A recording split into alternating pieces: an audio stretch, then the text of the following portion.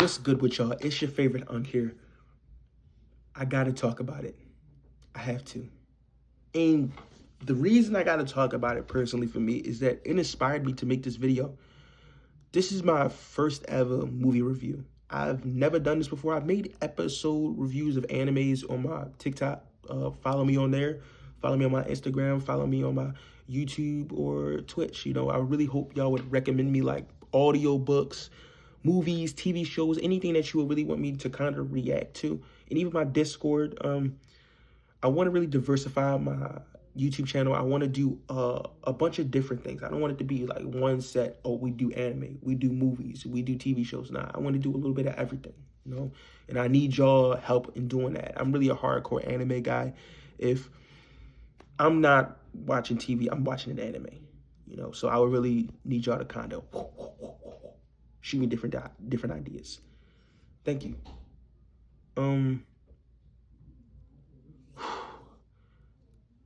Where do I even want to start with this movie? It was epic. It was sensational. It makes you gravitate towards the characters. Before any of that, the first thing I want to hit on,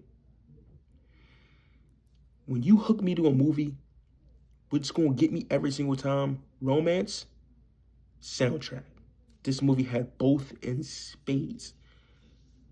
The soundtrack at the beginning had you like, yo, this is about to be great. And then the soundtrack at the end, like, oh my God, the soundtrack at the end had my mouth like, had my head like, oh my God, crazy. It was so good. It's definitely, it's in my Apple Music. I've been listening to it all day. I listened to it at least 5 to 7 times today. And now you may think I'm lying because I can't even remember who made the song. I think it was Jane Doe. Or I think it was Jane Doe. Forgot the name of the song, but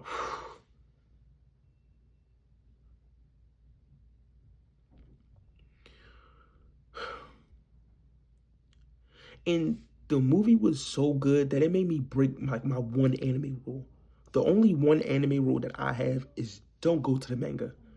I really hate when the manga is spoiled for me because it makes it hard for me to kind of get into it. You know, like once the new season come out or a new movie come out, I'm sitting there like, I already know what's going to happen. So I'm gonna put this off. I already know what's going to happen. It makes it more uninteresting for me. I couldn't do it. I needed to know what happened next. And that's how good the movie was because I didn't even do it after the first season. And the first season was good. I still remember key moments of the first season and key during the first season. So the season was good, but it never like maybe I'm gonna go read this manga. But that movie, same day, I bust out all 217 chapters. I wasn't playing. And for anybody that has read the manga, they're gonna understand. And for anybody who just watches this and can read between the lines, I think you could understand too. It gets so much better, but it gets so much worse. I'm gonna repeat that. It gets so much better, but it gets so much worse. And Denji is still Denji. They did a good job of portraying Denji during this movie. Like, if you didn't know who Denji was before, like you didn't watch the first season, you would get a great, I wouldn't say analysis, but you would understand who Denji is instantly. Live fast, die young. A guy who has the IQ of 5 and the mental capacity of an elementary schooler.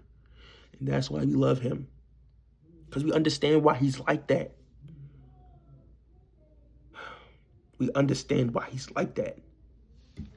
And that's why the Reze relationship hit so hard, especially at the end when he described like the Soviet Union, where she came from. That's why it hit so hard to an even greater degree, because like they really the same person for real. They really 2 in 1. They just alike. In the first half of the movie, when they really got into delving into these characters and building up these relationships, it was such a good it was so good that it made the back half and everything she did when she was snapping and when she put that mask on when she got serious after that fireworks moment when she put that mask on and she was stepping over people's bodies. It made you completely forget about all that. At the end when she was on the ground, and it made you think, damn, like, I miss her already. I really, really do. And even beyond that, like, scenes during the movie, like, the relationship between Denji and Beam, the funny moments, the fun moments when, I forgot what his name was, Kobeni and the masked dude, when they was fighting Bomb Girl, and they was a comedy duo. And even past that, like, moments when, and then little subtle things, like at the beginning of the movie when after Denji met Reze and she was going to the little coffee shop, and the way she walked and trotted towards the coffee shop versus at the end of the story where she was doing the same kind of thing, but this time it's a run. It's not a trot, happy-go-lucky. It's a, let me get there. Let me. And even beyond that, like, it was such a great movie. It's one of those things where it's like, it's not even a romance-centric story. Like, it is a romance-centric story in the sense that Denji has no female boundaries. Like, he has no boundaries with women. Like, he'll do anything for them. he has no boundaries to the point where he just keeps getting manipulated, and it's Denji. It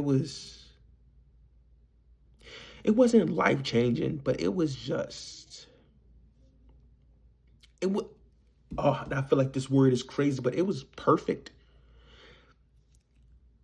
Is anything perfect? No, but for what the movie was and for who the characters are and for what they mean to the story, it was perfect. And I try not to use that loosely, but, and even, like, from y'all, like, anybody who watched the movie, and even people who may watch this who haven't watched the movie, like, the front half to the back half and the flip, the complete 180 after the fireworks, it was like,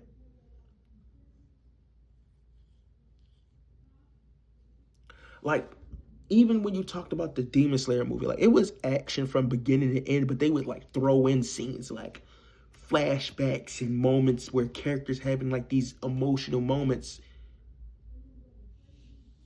It was emotional, flip, all action, and then some emotional scenes at the end. But it was, and that's how I would really prefer it. Like, mixing in like the emotional scenes is good, but it's like, come on, let's get back to the nitty gritty. Let's get to the nitty gritty. Let's get to the nitty gritty. And there was a lot of people who, I wouldn't say talk bad or talk down on Demon Slayer because of those scenes, and it wasn't no problem for me, but I can see why you'd be like, come on, man, let's get to the action, let's get to the, come on.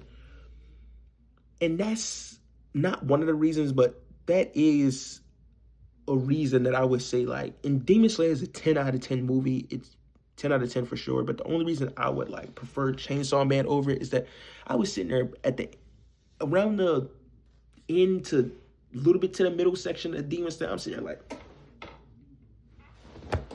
all right, this taking a little bit too long. Don't get me wrong, it's still a 10 out of 10 movie, but I was like, it's a little bit too long. Chainsaw Man, I was sitting there at the end like, it's over already? No. She was sitting there laying on the ground. I'm like, she not gonna get up? Please get up, please. And that's how you know it was good, because it normally takes so much more time for you to attach to a character.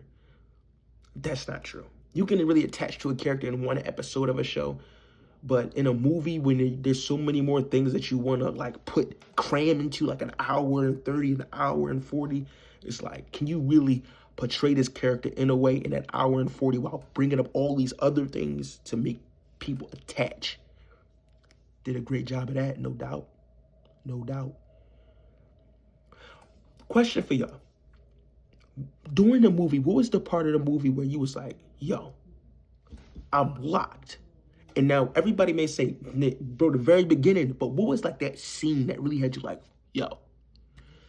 When she was running through the school with the typhoon dude, I was sitting there like, and you know what's crazy? Like when animes and shows bring in characters, you always have that feel like this person is important. They're not gonna off of this situation. They're too important to the story. You usually get that with main characters, but especially in shonen anime. But this one, there was only, I wouldn't say there wasn't only one other time, but the last time I can remember, I was sitting there knowing that a character was important and still thinking like, wait, are they about to, when Nezuko and Demon Slayer, when she was out in the sunlight, she was burning for a second. I'm like, yo, is she about to? And it was way emotional. I'm like, no, bro, no. It can't be. That's how this happened. When she was running through that school and she got to the roof, I'm sitting there like, wait. And then my boy Denji over there laying on the desk at school, like, yeah, this is great. Paying it back to her. And dude giving chase, walking like he Michael Myers. I'm like, no way. No.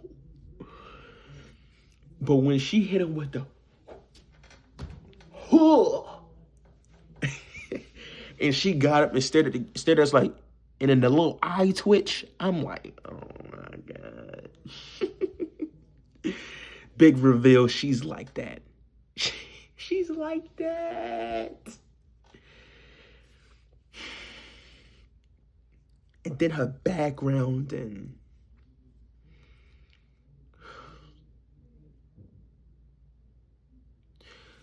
I feel like, I don't know if I asked this, but what would y'all rate that movie? Easily a 12 out of 10 for me, 100, a billion out of 10. It was how, and JJK coming right after this. I forgot the exact date, but Jujutsu Kaisen coming right after this, and I know that movie gonna be. The way that second season panned out, in the movie with Yuji, oh my God, that movie gonna be so crazy. That movie and the way they released it, I feel like they're releasing the way like Demon Slayer here, Chainsaw Man here, Jujutsu Kaisen.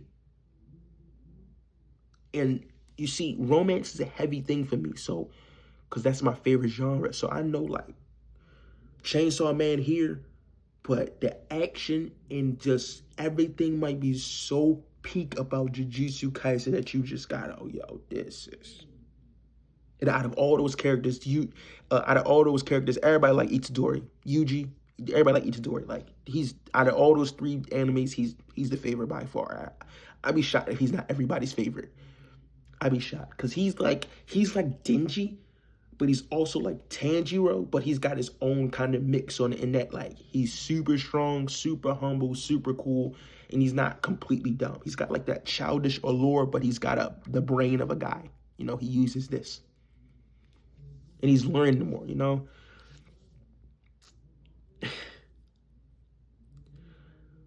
Man.